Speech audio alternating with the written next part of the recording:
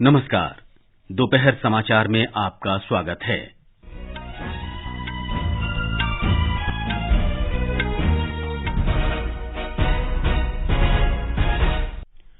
अंतर्राष्ट्रीय मोटा अनाज वर्ष के शुभारंभ समारोह में 60 से अधिक देशों के उच्चायुक्तों और राजदूतों ने हिस्सा लिया।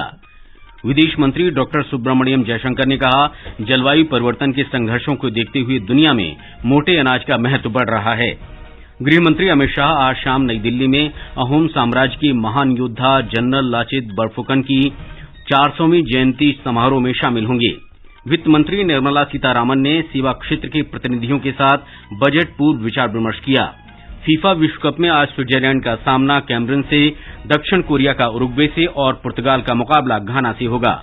और ऑकलैंड में पहले एक दिवसीय अंतर्राष्ट्रीय क्रिकेट मैच में कल भारत का मुकाबला न्यूजीलैंड से। मैच का सीधा प्रसारण डीडी स्पोर्ट्स पर सवेरे 7 बजे से होगा।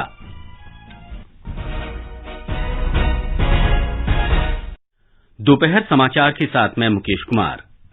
विदेश मंत्री डॉक्टर सुब्रमण्यम जयशंकर ने कहा है कि कोविड और जलवायु परिवर्तन के संघर्षों को देखते हुए आज दुनिया में मोटे अनाज का महत्व बढ़ गया है। डॉक्टर जयशंकर भारत में साल भर चलने वाले अंतर्राष्ट्रीय पोषक अनाज वर्ष 2023 के सिलसिले में नई दिल्ली में आयोजित कार्यक्रम को संबोधित कर रहे थे। डॉक्टर जयशंकर ने इस बात पर बल दिया कि पोषक अनाज खाद्य सुरक्षा और अंतर्राष्ट्रीय संबंधों के लिए महत्वपूर्ण है। इस अवसर पर कृषि मंत्री नरेंद्र सिंह तोमर ने कहा कि अंतर्राष्ट्रीय मोटा अनाज वर्ष से खाद्य सुरक्षा और पोषण में मोटे अनाज के महत्व के लिए जागरूकता बढ़ेगी। उन्होंने कहा कि भारत पोषक अनाज के प्रमुख उत्पादकों में से एक है। श्री तोमर ने कहा कि कृषि मंत्रालय पोषक अनाज की खपत और पैदावार में बढ़ोतरी के लिए अभियान के रूप में काम कर रहा है। समारोह में 60 से अधिक देशों के भारत स्थित उच्चायुक्तों और राजदूतों ने हिस्सा लिया। मोटे अनाज में प्रोटीन, फाइबर और खनिज की मात्रा चावल और गेहूं की तुलना में अधिक होती है।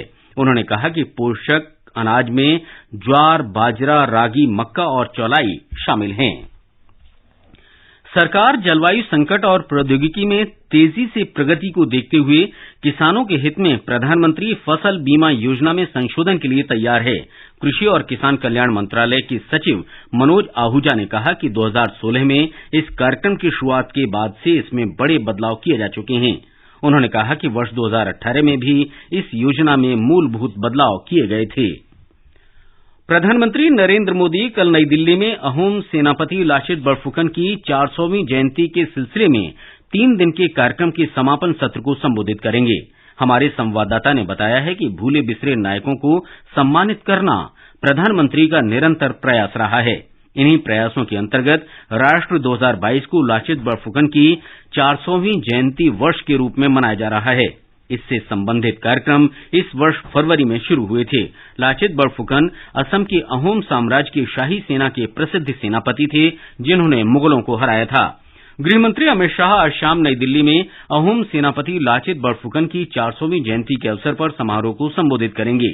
असम सरकार द्वारा आयोजित 3 दिन का ये कार्यक्रम कल राष्ट्रीय राजधानी में शुरू हुआ था।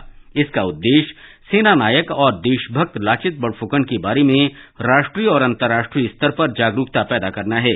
आकाशवाणी समाचार से बातचीत में असम के हथकरघा मंत्री यूजी ब्रह्मा ने बताया कि केंद्रीय गृह मंत्री की इस कार्यक्रम में भागीदारी से समारोह का महत्व बढ़ जाएगा। कल से जो लाचित दिवस पालन किया जा रहा है, 400 वर्ष का जो जन्म जयंती, निर्मला सीतारमन जी आके इसको उद्घाटन किया है। और इसका जो एग्जीबिशन पार्ट है बहुत रिच है और लाचित के बारे में जानने के लिए एक मौका दिया देशवासियों को। ये सेकेंड डे है आज और 3 बजे अमित शाह देश के गृह मंत्री जी यहाँ आके इस समारोह के बारे में बताएंगे और लाचित के बारे में बताएंगे। और कल प्रधानमंत्री जी आएगा इधर, नरेंद्र मोदी जी, वो भी लाचित के बारे में कुछ अगर जानना है तो वो भी जान लेगा और अपनी तरफ से लाचित को जैसे मानना चाहिए, लाचित दिवस को जैसे पालन करना चाहिए, बरफुकन के इतिहास को जैसे हम फिर से नई तरीके से देखना चाहिए, इसके बारे में भाषण रखेंगे। प्रधानमंत्री नरेंद्र मोदी ने लाचित दिवस पर देशवासियों को बधाई दी है। प्रधानमंत्री ने कहा कि आज इस दिवस का विशेष महत्व है क्योंकि महान अहोम जनरल लाचित बरफुकन का 400वां जन्म दिवस है। श्री मोदी ने कहा कि लाचित बरफुकन ने अदम्य साहस का परिचय दिया था। उन्होंने कहा कि लाचित बरफुकन ने लोगों के कल्याण को सर्वोपरि रखा था। 9वें सिख गुरु गुरु तेग बहादुर का आज शहीदी दिवस है। राष्ट्रपति द्रौपदी मुर्मू ने गुरु तेग बहादुर को श्रद्धांजलि अर्पित करते हुए कहा कि धर्म की रक्षा के लिए उनका बलिदान हमेशा याद रखा जाएगा। राष्ट्रपति ने उनके बलिदान को मानवता की रक्षा के लिए बताते हुए एकता और भाईचारे का उनका संदेश अपनाने की अपील की है। ये समाचार हमारी वेबसाइट newsonair.com/hindi और हमारे mobile app news on AIR पर भी उपलब्ध हैं।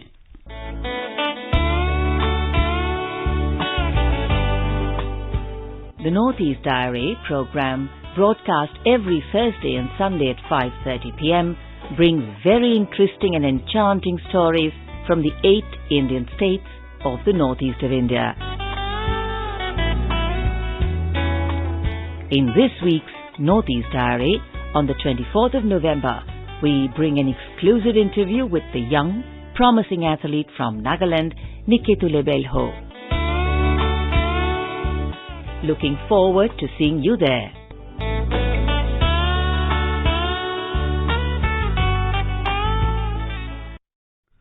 दोपहर समाचार में आपका फिर स्वागत है। वित्त मंत्री निर्मला सीतारामन ने आज नई दिल्ली में 2023 की बजट पूर्व परामर्श की 5वीं कड़ी में सेवा और व्यापार क्षेत्र के विशेषज्ञों के साथ विचार विमर्श किया। बैठक में वित्त राज्य मंत्री पंकज चौधरी और डॉक्टर भगवत कराड भी शामिल थे। वित्त सचिव डॉक्टर टीवी सोमनाथन और अन्य वरिष्ठ अधिकारियों ने भी बैठक में हिस्सा लिया। इस वर्ष अक्टूबर में भारत में 44 करोड़ 80 लाख टन कोयले का उत्पादन हुआ है। यह पिछले वर्ष इसी अवधि के कोयला उत्पादन से 18% अधिक है। कोयला के बारे में मंत्रालय की विज्ञप्ति में बताया गया है कि कोयले का भंडार बनाए रखा जाएगा ताकि अगले वर्ष मार्च के अंत तक तापीय विद्युत संयंत्रों के लिए 4 करोड़ 50 लाख टन उत्पादन बढ़ाया जा सके। मंत्रालय ने इस महीने के अंत तक घरेलू कोयला आधारित संयंत्रों के लिए 3 करोड़ टन कोयले का भंडार बनाए रखने की योजना बनाई है। मंत्रालय घरेलू कोयले के उत्पादन, उनकी ढुलाई और गुणवत्ता के मामलों पर निगरानी रखे हुए है।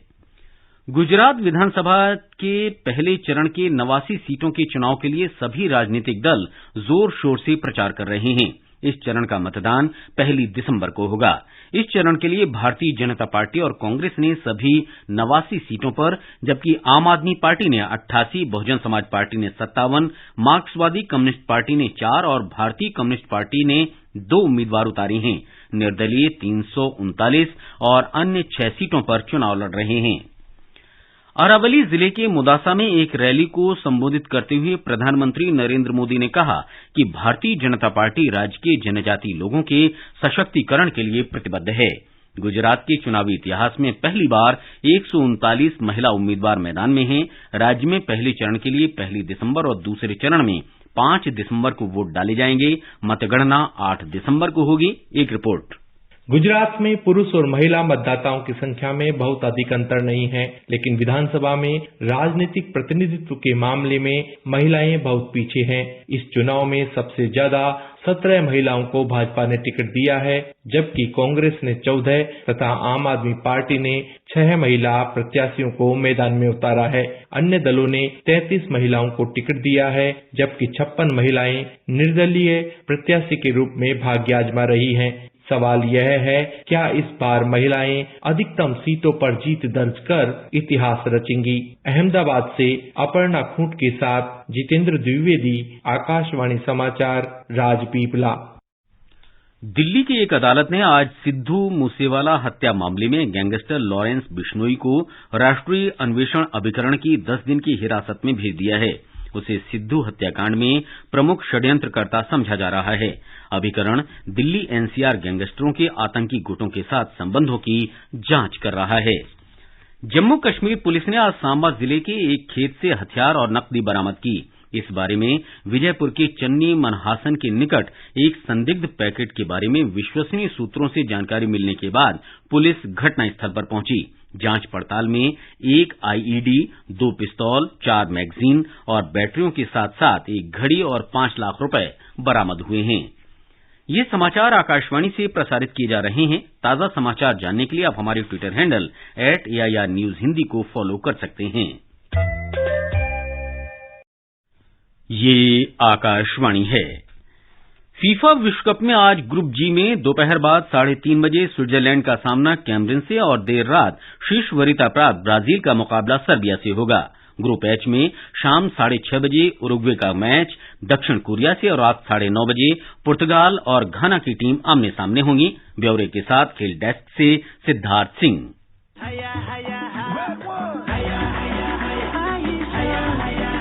फीफा विश्व कप में आज ग्रुप जी के पहले मुकाबले में स्विट्जरलैंड और कैमरून की नजरें पहली चुनौती को पार करने पर होंगी। स्विट्जरलैंड की ओर से अपना चौथा विश्व कप खेल रहे जेरदान शकीरी ने कैमरून की पूरी टीम के गोल से अधिक गोल किए हैं। 5 बार विश्व चैंपियन रहे शीर्ष वरीयता प्राप्त ब्राजील के सामने सर्बिया अपनी चुनौती पेश करेगा। ब्राजील के फॉरवर्ड नेमार इस समय शानदार फॉर्म में हैं। ग्रुप एच के पहले मैच में उरुग्वे के सामने दक्षिण कोरिया के सन ह्यूंग-मिन की चुनौती होगी, जिन्होंने अपने अंतर्राष्ट्रीय करियर में 35 गोल किए हैं। पुर्तगाल और घाना के मैच में आज सबकी नजरें क्रिस्टियानो रोनाल्डो पर लगी होंगी, जो अपना 5वां और अंतिम विश्व कप खेल रहे हैं।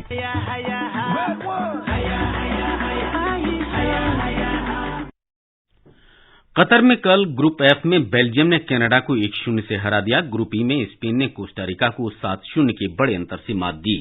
ग्रुप ई में ही एक बड़े उलटफेर में जापान ने 4 बार के चैंपियन जर्मनी को 2-1 से हराया। ग्रुप एफ में मोरक्को और 2018 विश्व कप के उपविजेता क्रोएशिया के बीच मैच बराबरी पर समाप्त हुआ। भारत और न्यूजीलैंड के बीच 3 एकदिवसीय अंतर्राष्ट्रीय क्रिकेट मैचों की श्रृंखला का पहला मैच कल ऑकलैंड में खेला जाएगा। इस मैच का सीधा प्रसारण सवेरे 7 बजे से डीडी स्पोर्ट्स पर किया जाएगा। कप्तान रोहित शर्मा और उप कप्तान केएल राहुल की अनुपस्थिति में भारतीय टीम की कप्तानी शिखर धवन करेंगे। भारतीय टीम के हौसले बुलंद हैं, क्योंकि उसने 3 T20 मैचों की श्रृंखला 1-0 से जीती है। दूसरा एकदिवसीय क्रिकेट मैच रविवार को हैमिल्टन में और तीसरा मैच बुधवार को क्राइस्टचर्च में खेला जाएगा। पाकिस्तान में लेफ्टिनेंट जनरल आसिम मुनीर को आज सेना का नया प्रमुख नियुक्त किया गया है। वे निवर्तमान सेना अध्यक्ष जनरल कमर जावेद बाजवा का स्थान लेंगे, जो 6 वर्ष का कार्यकाल पूरा करने के बाद इस महीने के बाद सेवानिवृत्त हो जाएंगे। पाकिस्तान की सूचना मंत्री मरियम औरंगजेब ने कहा है कि प्रधानमंत्री मोहम्मद शहबाज शरीफ ने लेफ्टिनेंट जनरल सहीर शमशाद मिर्जा को ज्वाइंट चीफ ऑफ स्टाफ का अध्यक्ष और लेफ्टिनेंट जनरल सैयद आसिम मुनीर को पाकिस्तान का सेना प्रमुख नियुक्त करने का निर्णय लिया है। ब्राजील की चुनावी अदालत ने राष्ट्रपति जायर बोल्सोनारो के सहयोगियों द्वारा राष्ट्रपति चुनाव के नतीजों को चुनौती देने वाली शिकायत रद्द कर दी है। राष्ट्रपति के सहयोगियों ने दावा किया था कि कुछ इलेक्ट्रॉनिक वोटिंग मशीन खराब थीं, इसलिए उन मशीनों में डाले गए वोटों को अवैध माना जाना चाहिए। इस मामले में न्यायालय ने व्यवस्था दी कि सहयोगियों द्वारा दी गई चुनौती उचित नहीं है और ये लोकतांत्रिक मानदंडों के विरुद्ध है। न्यायालय का कहना था कि सहयोगियों के इस दावे से अपराध और लोकतांत्रिक विरोधी गतिविधियों को बढ़ावा मिलेगा। 30 अक्टूबर को कराए गए निर्णायक चुनाव में पूर्व राष्ट्रपति लुई इनासियो लुला दा सिल्वा ने बोल्सोनारो को 2% से कम अंकों के अंतर से पराजित किया था। और अब 4 महानगरों में मौसम का पूर्वानुमान। राष्ट्रीय राजधानी दिल्ली में आसमान में धुंध छाई रह सकती है। तापमान 6 से 28 डिग्री सेल्सियस के बीच रहने की संभावना है। मुंबई में भी आमतौर पर आसमान साफ रहेगा। न्यूनतम तापमान 22 और अधिकतम 32 डिग्री सेल्सियस के आसपास रहने का अनुमान है। कोलकाता में आंशिक रूप से बादल छाए रहेंगे। न्यूनतम तापमान 16 और अधिकतम 27 डिग्री सेल्सियस के बीच रह सकता है। चेन्नई में सामान्यतः बादल छाए रहेंगे और हल्की वर्षा के आसार हैं। तापमान 24 और 30 डिग्री सेल्सियस के आसपास बना रह सकता है। जम्मू, श्रीनगर और मुजफ्फराबाद में आमतौर पर आसमान साफ रहेगा। पूर्वोत्तर राज्यों अगरतला, आइजोल, गुवाहाटी, कोहिमा, आइजोल, शिलंग और ईटानगर में आसमान साफ रहेगा। अंत में मुख्य समाचार एक बार फिर। अंतर्राष्ट्रीय मोटा अनाज वर्ष के शुभारंभ समारोह में 60 से अधिक देशों के उच्चायुक्तों और राजदूतों ने हिस्सा लिया। विदेश मंत्री डॉक्टर सुब्रमण्यम जयशंकर ने कहा, जलवायु परिवर्तन के संघर्षों को देखते हुए दुनिया में मोटे अनाज का महत्व बढ़ रहा है। गृह मंत्री अमित शाह आज शाम नई दिल्ली में अहोम साम्राज्य के महान योद्धा जनरल लाचित बरफुकन की 400वीं जयंती समारोह में शामिल होंगे। वित्त मंत्री निर्मला सीतारामन ने सेवा क्षेत्र के प्रतिनिधियों के साथ बजट पूर्व विचार विमर्श किया। फीफा विश्व कप में आज स्विट्जरलैंड का सामना कैमरून से, दक्षिण कोरिया का उरुग्वे से और पुर्तगाल का मुकाबला घाना से होगा। और ऑकलैंड में पहले एकदिवसीय क्रिकेट मैच में कल भारत का मुकाबला न्यूजीलैंड से होगा। इसके साथ ही दोपहर समाचार का ये अंक समाप्त हुआ। नमस्कार।